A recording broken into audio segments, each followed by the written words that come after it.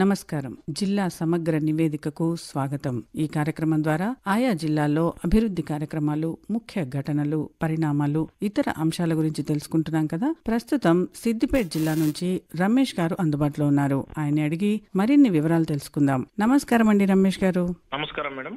సిద్దిపేట జిల్లాలో ఇటీవల చోటు చేసుకున్న సంఘటనలు, కార్యక్రమాలు తెలియజేయండి. సిద్దిపేట జిల్లా వ్యాప్తంగా గత నెల రోజులుగా అనేక కార్యక్రమాలు, సంఘటనలు జరిగాయి. లోక్సభ ఎన్నికల ప్రక్రియ కొనసాగుతున్నందున అందుకు జిల్లా అధికారులు ఏర్పాట్లు పూర్తి చేస్తున్నారు. జిల్లాలో ఎండ తీవ్రత అధికంగా ఉన్న దృష్ట్యా గ్రామాల్లో త్రాగునీటికి ఎలాంటి ఇబ్బంది కలగకుండా అధికారులు అందుకు తగ్గ ఏర్పాటు చేస్తున్నారు. యాసంగి వరి ధాన్యం వచ్చే సమయం కావున జిల్లా వ్యాప్తంగా ప్రభుత్వం కొనుగోలు కేంద్రాలు ఏర్పాటు చేసి ధాన్యం సేకరించే ప్రక్రియను ఇప్పటికే జిల్లా వ్యాప్తంగా ప్రారంభించారు.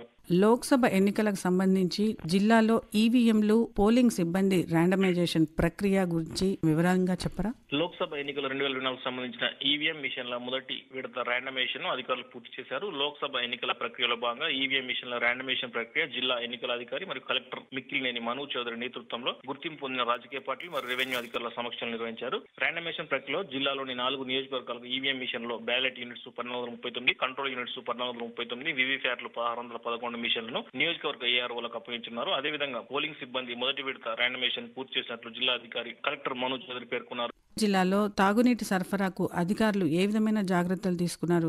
వేసవికాలం దృష్ట్యా సిద్దిపేట జిల్లాలో త్రాగునీటి సరఫరాకు ఎలాంటి ఇబ్బందులు కలగకుండా తీసుకోవాల్సిన జాగ్రత్తలపై జిల్లా కలెక్టర్ మిక్కిలినేని మను చౌదరి అధికారులకు ఇప్పటికే దిశానిర్దేశం చేశారు. ఈ మేరకు ఎంపీడీఓ, ఎంపీఓ, మున్సిపల్ కమిషనర్లు, గ్రామాల ప్రత్యేక అధికారులు, ఇంజనీరింగ్ విభాగం, ఆర్ఎండ్బి, పంచాయత్, మిషన్ భగీరథ అధికారులందరితో కలిసి ఇప్పటికే జిల్లా కలెక్టర్ సమావేశం నిర్వహించారు. వేసవి కాలంలో త్రాగునీటి సరఫరాపై అవసరమైన ఏర్పాట్లు పూర్తి చేసుకుని సన్నద్ధంగా ఉండి ప్రతిరోజు త్రాగునీటి సరఫరాను పర్యవేక్షిస్తూ ప్రజలకు ఎక్కడ ఎలాంటి ఇబ్బందులు రాకుండా చూడాలని వారికి సూచించారు. జిల్లా వ్యాప్తంగా సజావుగా త్రాగునీటి సరఫరా చేసేందుకు అవసరమైన పనులు పూర్తి చేయాలని, రానున్న 2 నెలల పాటు క్షేత్రస్థాయిలో తాగునీటి సరఫరాలో ఉత్పన్నమయ్యే సమస్యలను వెంటనే గుర్తించి వాటిని సత్వరం పరిష్కారమయ్యే విధంగా చర్యలు తీసుకుని ఎక్కడ కూడా నీటి కొరత రాకుండా పకడ్బందీ చర్యలు తీసుకోవాలని అధికారులను ఆదేశించారు.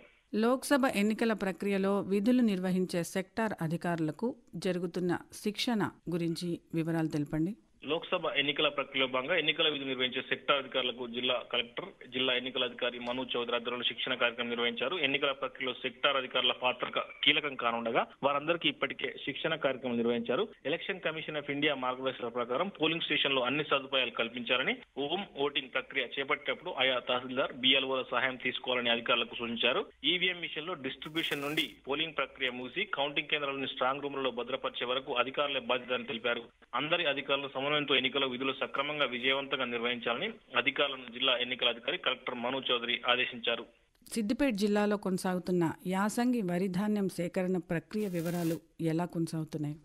యాసంగి సంబంధించిన వరిధాన్యం సేకరణ ప్రక్రియ కొరకే జిల్లా వ్యాప్తంగా కొనుగోలు కేంద్రాలను ఇప్పటికే ప్రారంభిస్తున్నారు. రైతులకు ఎలాంటి ఇబ్బంది కలగకుండా పూర్తి పారదర్శకంగా ధాన్యం సేకరణ జరగాలని, నాణ్యతా ప్రమాణాలకు లోబడి ధాన్యం తీసుకొచ్చే రైతులకు ప్రభుత్వం ప్రకటించిన మేరకు పూర్తి స్థాయిలో మద్దతు ధర అందేలా చూడాల్సిందిగా నిర్వాహకులను ఇప్పటికే అధికారులు ఆదేశించారు. సిద్దిపేట జిల్లాలో ఈ యాసంగిలో సుమారు 3.28 లక్షల ఎకరాల వరి పంట విస్తీర్ణం సాగు చేసినట్టు అధికారులు తెలుపగా మొత్తం దిగుబడి 8.31 లక్షల మెట్రిక్ టన్నులు వస్తుందని అధికారులు అంచనా వేశారు. అయితే దీనిలో రైతుల అవసరాలు, ఇతరత్ర బహిరంగ కొనుగోలు పోను మొత్తం 3,50,000 మెట్రిక్ టన్నుల ధాన్యం కొనుగోలు చేయటకే ప్రణాళిక సిద్ధం చేయడం జరిగిందని అధికారులు తెలిపారు.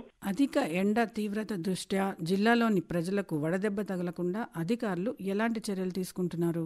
ఎండ తీవ్రత రోజు రోజు పెరుగుతున్న నేపథ్యంలో ప్రజలకు వడదెబ్బలకు గురి కాకుండా అవసరమైన చర్యలు చేపట్టేందుకు అధికారులు ఏర్పాటు చేస్తున్నారు. ఇప్పటికీ అధిక ఉష్ణోగ్రతలు నమోదవుతుండగా మిగిలిన ఏప్రిల్, మే నెలలో కూడా ఇంకా అధిక ఉష్ణోగ్రతలు నమోదయ్యే అవకాశం ఉండగా వడదెబ్బ తగిలిన వారికి అవసరమైన ప్రథమ చికిత్స సత్వరమే అందించేలా చూడాలని, క్షేత్రస్థాయిలో పనిచేసే సిబ్బందికి ఓఆర్ఎస్ ప్యాకెట్లు అందించాలని, ఉపాధి హామీ పనుల నిర్వహణ సమయంలో కార్మికుల అవసరమైన నీరు, ఓఆర్ఎస్ ప్యాకెట్లు అందించాలని జిల్లా కలెక్టర్ వైద్య ఆరోగ్య శాఖ అధికారులను ఆదేశించారు. ప్రతి ఆశా, ఏఎన్ఎంల వద్ద తప్పనిసరిగా 100 ఓఆర్ఎస్ ప్యాకెట్లు అందుబాటులో ఉండేలా చర్యలు తీసుకోవాలని, వడగాలు వీస్తున్న నేపథ్యంలో తీసుకోవాల్సిన జాగ్రత్తలపై విస్తృతంగా ప్రచారం కల్పించాలని, అత్యవసరం ఉంటేనే ప్రజలు బయటికి రావాలని, బయటికి వస్తే అవసరమైన జాగ్రత్తలు పాటించాలని, వడగాలులకు గురైన వ్యక్తులకు వెంటనే అవసరమైన ప్రథమ చికిత్స చేసి సమీప ఆసుపత్రికి తీసుకుని వెళ్లాలని వైద్య శాఖ అధికారులకు కలెక్టర్ ఇప్పటికే సూచించారు.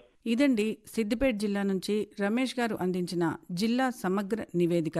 మరో రోజు మరో జిల్లా నుంచి సమగ్ర నివేదికను విందాం. అంతవరకు సెలవు. నమస్కారం.